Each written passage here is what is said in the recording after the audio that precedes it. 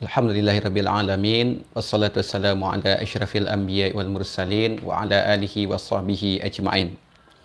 Kita bersyukur kepada Allah Subhanahu wa taala atas nikmat-nikmat yang Allah berikan kepada kita, dan kita berselawat kepada Nabi Muhammad sallallahu alaihi wasallam yang mana beliau dijadikan oleh Allah Subhanahu wa taala sebagai contoh teladan terbaik bagi kita dalam menjalani kehidupan di dunia ini. Kaum muslimin yang dirahmati oleh Allah Subhanahu wa taala, pada kesempatan kali ini kita insya-Allah akan bedah buku yang mana bukunya itu adalah kitab yang ditulis oleh Syekh Wahid Abdul Salam Bali, yang judul kitab aslinya yaitu Wiqayatul Insan Minal Jinni Wasyaitan. Itu judul aslinya. Sedangkan terjemahan bahasa Indonesianya itu Ruqyah Jin, Sihir, dan Terapinya. Ini silahkan nanti dicari ya bukunya. Dan ini membahas tentang masalah tentang jin, kemudian gangguan-gangguan jin, kemudian bagaimana mengobati gangguan-gangguan jin dan sihir. Dan begitu juga di sini membahas tentang masalah ruqyah. Kita masuk pada kesempatan kali ini, yaitu pada pembahasan yang pertama tentang jin, sebuah hakikat bukan khurafat. Jin itu memang ada dalam agama kita dan itu bukan cerita-cerita bohong. Kemudian di sini ditulis beriman kepada yang gaib. Kita sebagai orang muslim wajib beriman atau wajib meyakini adanya hal-hal yang gaib. Salah satu pokok akidah Islam adalah beriman meyakini adanya hal-hal yang gaib.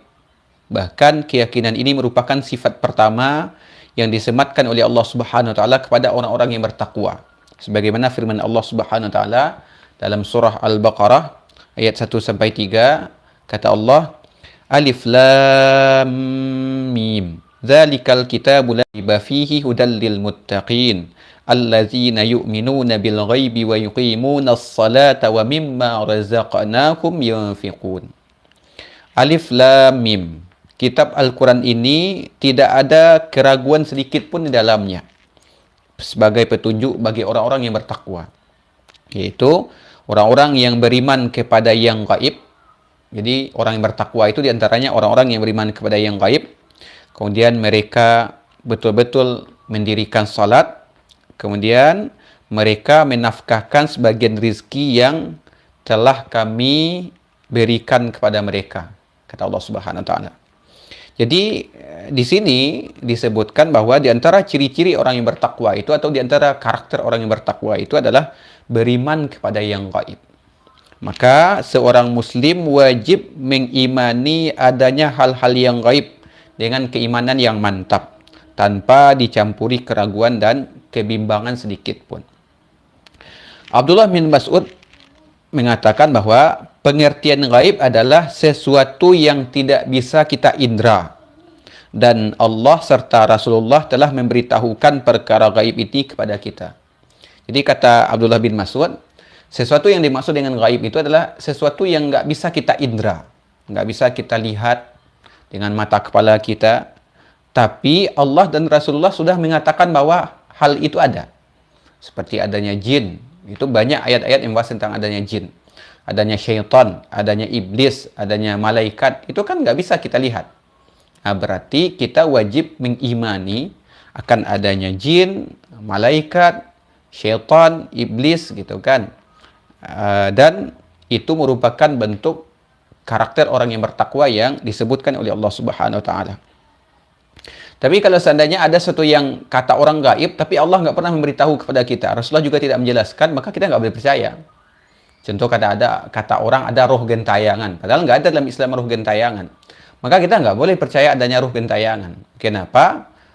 Walaupun ada sebagian masyarakat yang mengatakan adanya roh gentayangan, tapi dalam agama ini kita harus tunduk kepada dalil. Kalau ada dalil yang mengatakan bahwa roh gentayangan itu ada, maka kita wajib mengimani. Tapi kalau tidak ada dalil, ya nggak boleh kita percaya. Sebab kalau percaya kepada hal-hal yang dianggap gaib oleh masyarakat, padahal tidak disebutkan oleh Allah dan tidak diceritakan oleh Rasulullah, berarti itu adalah kebohongan. Ini penting untuk kita pahami. Dalam hal ini, jin merupakan salah satu makhluk gaib yang harus kita yakini keberadaannya. Sebab banyak sekali dalil yang menyatakan tentang hal ini, baik dari Al-Quran maupun hadis Nabi SAW. Di sini Syekh Wahid Abdul Salam Bali mengutip dalil-dalil dari Al-Quranul Karim. Yang pertama, ini ada surat Al-Ahqaf ayat 29. Kata Allah Subhanahu wa taala, "Wa id sarafna ilaika nafaram minal jinni yastami'una al-Qur'ana falamma hadaruhu qalu ansitu falamma qudiya wallau ila qaumihim munzirin." Artinya, dan ingatlah ketika kami hadapkan serombongan jin kepadamu yang mendengarkan Al-Quran. Maka tatkala mereka menghadiri pembacaan Al-Quran tersebut, lalu mereka berkata, diamlah kamu untuk mendengarkannya. Ketika pembacaan telah selesai, mereka, para jin itu kembali kepada kaumnya untuk memberi peringatan. Jadi, di sini dijelaskan bahwa ada jin yang mendengarkan bacaan Al-Quran. Begitu juga dalam surat Al-An'am ayat 130, dalil tentang adanya jin. Kata Allah Subhanahu wa taala, "Ya ma'syaral jinni wal insi, alam ya'tikum rusulun minkum yaqussuna 'alaikum ayati wa yanzirunakum liqa'a yaumikum hadza. Qalu syahidna 'ala anfusina wa gharrathumul hayatud dunya wa syahidu 'ala anfusihim annahum kanu kafirin." Arti ayatnya, hai golongan jin dan manusia, apakah belum datang kepadamu rasul-rasul dari golongan kamu sendiri yang menyampaikan kepadamu ayat-ayatku dan memberi peringatan kepadamu terhadap pertemuanmu dengan hari ini? Mereka berkata, kami menjadi saksi atas diri kami sendiri. Kehidupan dunia telah menipu mereka dan mereka menjadi saksi atas diri mereka sendiri bahwa mereka adalah orang-orang yang kafir. Jadi, di sini yang diseru oleh Allah, ya ma'syaral jinni wal insi. Wahai golongan jin dan manusia. Berarti dalam Al-Quran disebutkan adanya jin. Kemudian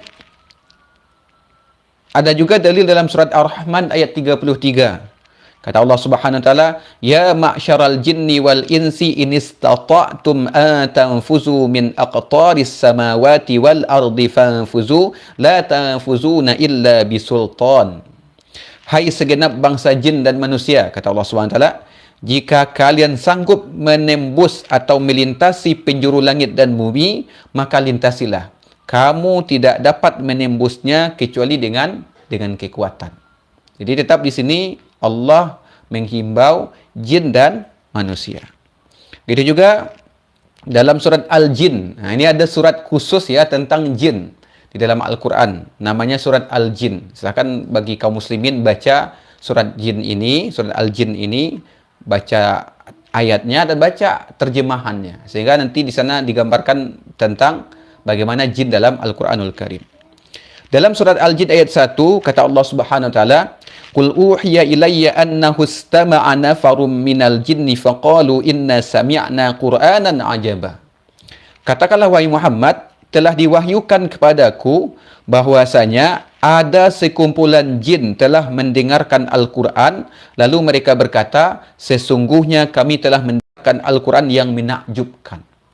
Jadi ada sekelompok jin yang mendengarkan Al-Quran dibacakan oleh Rasulullah SAW. Ketika mereka mendengarkan Al-Quran itu, mereka merasa takjub dengan keindahan Al-Quran. Nah, ini dalil bahwa jin itu ada. Itu juga dalam surat Al-Jin di sini ayat 6. Kata Allah Subhanahu wa taala, "Wa annahu kana rijalun minal insi ya'uzuna birijali minal jinni fazaduhum rahaqa." Dan bahwasanya ada beberapa orang laki-laki di antara manusia yang meminta perlindungan kepada beberapa laki-laki di golongan jin, maka jin-jin itu menambah bagi mereka dosa dan kesesatan. Nah, ini dalil selanjutnya tentang adanya dulu sebagian orang-orang yang meminta perlindungan kepada jin. Saya pernah baca kitab tafsir Ibnu Katsir ketika menafsirkan surat Al-Jin ayat 6 ini. Di antaranya diceritakan bahwa yang dimaksud dengan ada sekelompok orang yang meminta perlindungan kepada jin, yaitu kebiasaan orang-orang Arab jahiliyah dulu. Ketika mereka singgah di satu tempat yang mereka anggap tempat itu angker, tempat itu asing bagi mereka, maka mereka meminta izin kepada penghuni tempat itu. untuk izin lewat atau izin menetap sementara gitu. Dan itu yang diingatkan oleh Allah, ada sekelompok orang yang meminta perlindungan kepada jin, namun dengan mereka meminta perlindungan kepada jin itu, mereka menjadi tambah tersesat dari jalan Allah. Sehingga dalam agama kita tidak boleh orang itu meminta perlindungan kepada jin. Atau gitu. Tidak boleh orang itu minta-minta izin kepada jin. Kan ada tuh sebagian masyarakat kita singgah di apa gitu, contohnya mungkin jembatan angker gitu.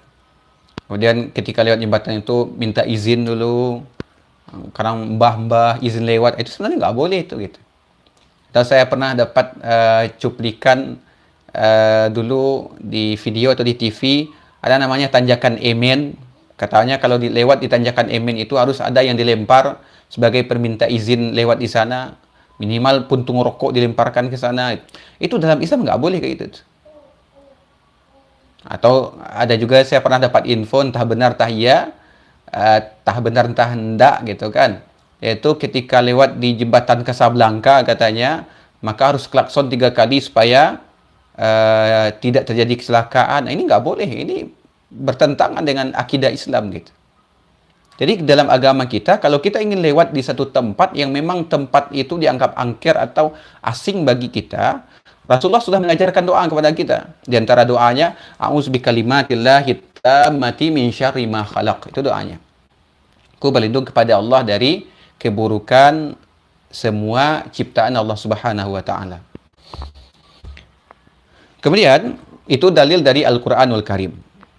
Di sini ada juga penulis mengutip dalil dari hadis Nabi SAW. Imam Muslim meriwayatkan dalam Sahih Muslim bahwa Abdullah bin Mas'ud bercerita, kami pernah bersama Rasulullah SAW pada suatu malam. Tiba-tiba kami kehilangan beliau, maka kami pun bergegas mencari beliau di bukit, lembah, dan pegunungan. Kami berkata, apakah beliau diculik atau dibunuh? Sehingga malam itu pun menjadi malam terburuk yang pernah kami lalui dalam kehidupan kami. Pada pagi harinya, tiba-tiba beliau SAW datang dari arah Gua Hira. Maka kami berkata, wahai Rasulullah, kami kehilangan engkau. Lalu kami bergegas mencari-cari engkau, tetapi kami tidak menemukan engkau. Malam tadi merupakan malam terburuk yang pernah kami lalui. Maka Rasulullah bersabda, aku didatangi oleh seseorang juru dakwah dari bangsa jin, lalu aku pun berangkat bersamanya untuk membacakan Al-Quran kepada teman-temannya. Jadi Nabi pernah didatangi oleh seorang juru dakwah dari golongan jin, dan Nabi membacakan Al-Quran kepada para jin. Ini hadisnya sahih, diriwayatkan oleh Imam Muslim. Kemudian Abdullah bin Mas'ud melanjutkan ceritanya. Lalu Nabi SAW mengajak kami untuk memperlihatkan bekas-bekas yang ditinggalkan mereka dan bekas cahaya mereka. Jin-jin tersebut juga menanyakan kepada Rasulullah SAW makanan apa yang harus mereka makan. Jadi jin itu bertanya kepada Nabi, apa makanan mereka? Maka Nabi bersabda kepada jin itu, makanan kalian adalah tulang binatang yang kalian temukan, dan ketika menyembelihnya disebutkan nama Allah. Jadi kalau ada tulang hewan, yang hewan itu disembelih dengan menyebut nama Allah, tulangnya itu menjadi makanan jin, kata Rasulullah SAW. Kemudian, dan itu merupakan makanan yang paling banyak dagingnya. Kemudian, serta kotoran binatang. Jadi kotoran binatang itu makanan jin. Dan ini kita ingatkan ya, jangan olah dengan logika kita, dengan akal kita. Masa jin makan kotoran hewan gitu? Ya memang itu makanannya, gimana lagi? Ini Rasulullah yang menyebutkan. Kita wajib mengimani dan meyakini saja. Dan itu juga makanan jin kok, bukan makanan manusia gitu. Kemudian Rasulullah SAW bersabda, janganlah kalian beristinja dengan kedua benda ini, yaitu tulang dan kotoran hewan, karena keduanya, tulang dan kotoran hewan itu adalah makanan pokok bagi saudara-saudara kalian dari golongan jin. Makanya nanti saya baca dalam hadis lain, pernah Nabi itu ingin beristinja, kemudian para sahabat membawakan batu dan membawakan kotoran unta. Kalau nggak salah kotoran unta. Kemudian Nabi terima batu itu, sedangkan kotoran unta Nabi tolak. Kata Nabi, ini adalah makanan jin dan kotoran ini nggak boleh kita gunakan untuk beristinja. Jadi makanan jin di sini disebutkan adalah tulang dan kotoran binatang. Ini dalil bahwa jin itu ada. Kemudian dalil yang kedua yang dikutip oleh penulis di sini dari Abu Sa'id Al-Khudri, dia berkata, Rasulullah SAW pernah bersabda kepadaku, aku perhatikan kamu sangat menyukai kambing dan mengembalakannya ke lembah. Jika kamu berada di suatu lembah bersama kambingmu, lalu kamu ingin mengumandangkan suara azan untuk salat, keraskanlah suaramu. Karena setiap jin, manusia, dan apa saja yang mendengar suara muazin yang mengumandangkan azan, kelak akan menjadi saksi baginya pada hari kiamat. Nah, ini keutamaan bagi muazin nih. Kata Nabi, siapa saja yang mengumandangkan azan, kemudian dia kumandangkan azan itu dengan suara yang keras, maka setiap jin, setiap manusia, dan siapa saja yang mendengarkan suara muazin itu akan menjadi saksi di hari kiamat kelak. Jadi ini keutamaan menjadi muazin atau orang yang mengumandangkan azan. Jadi jin itu juga mendengarkan azan gitu. Ini harus kita pahami. Kemudian yang ketiga, dalil yang ketiga yaitu Imam Al-Bukhari dan Muslim meriwayatkan dalam kedua kitab sahih beliau bahwa Abdullah bin Abbas berkata, pada suatu hari Rasulullah SAW bersama serombongan sahabat pergi menuju pasar Ukaz. Ketika itu setan-setan merasa terhalang, tidak bisa untuk mendengarkan berita dari langit yang menjadi kebiasaannya. Dan mereka juga dilempari bintang-bintang. Ini dalam surat Al-Hijr juga diceritakan ya. Akhirnya para setan itu kembali kepada kaum mereka. Maka kaum mereka bertanya, ada apa dengan kalian? Mereka menjawab, sesungguhnya kita terhalang untuk mendapatkan berita langit dan bintang-bintang juga dilemparkan ke arah kita. Mereka berkata, berita langit tidak mungkin terhalang dari kalian, kecuali ada sesuatu yang terjadi. Oleh karena itu, berpencarlah kalian menuju penjuru timur dan barat, lalu carilah apa sebenarnya yang membuat berita langit tidak bisa kalian dengar. Maka, sekelompok setan yang pergi ke arah Tihamah, mendapati Rasulullah SAW yang hendak berangkat menuju pasar Ukaz sedang beristirahat di Nakhlah, nama sebuah tempat.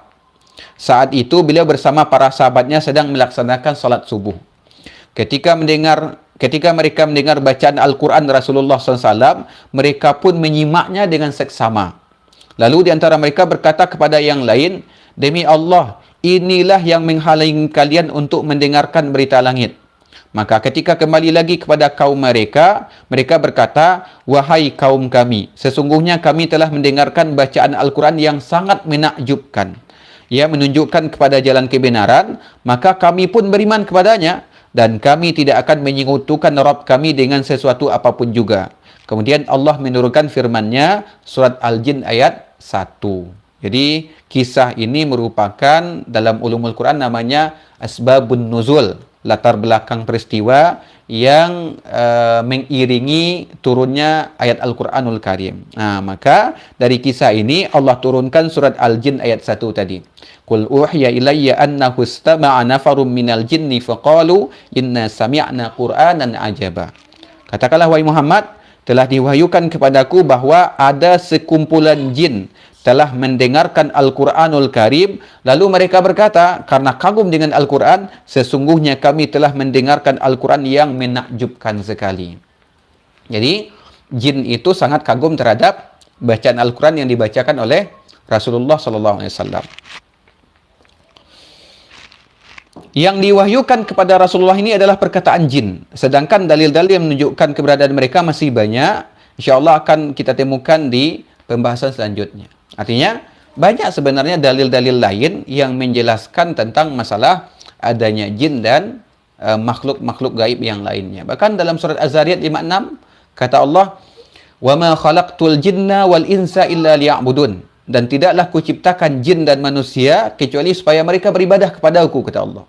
Artinya, kita sebagai manusia diperintahkan oleh Allah untuk beribadah kepada Allah. Para jin pun diciptakan oleh Allah, itu mereka juga diwajibkan untuk beribadah kepada Allah Subhanahu wa taala. Kita sebagai manusia ada yang betul-betul beriman kepada Allah, ada yang kafir. Jin pun juga gitu. Ada jin yang muslim, ada jin yang kafir, ada jin yang fasik gitu. Nah, ini dalam agama kita wajib meyakini adanya jin. Kemudian di sini kata Syekh, tidak bisa dilihat bukan berarti tidak ada. Jika tidak bisa melihat jin, dijadikan sebagai dalil bahwa jin tidak ada, maka betapa banyak sesuatu yang tidak bisa kita lihat, namun pada hakikatnya dia ada. Ini sebagai bantahan ya kepada orang yang menolak adanya jin. Jin itu nggak ada gitu. Kenapa? Karena nggak ada nampak. Bukan berarti ketika sesuatu itu nggak nampak, berarti dia nggak ada. Kata Syekh, contoh, arus listrik tidak bisa kita lihat di kabel listrik. Tetapi kita bisa tahu bahwa ia melalui bekas-bekasnya pada lampu atau yang lainnya.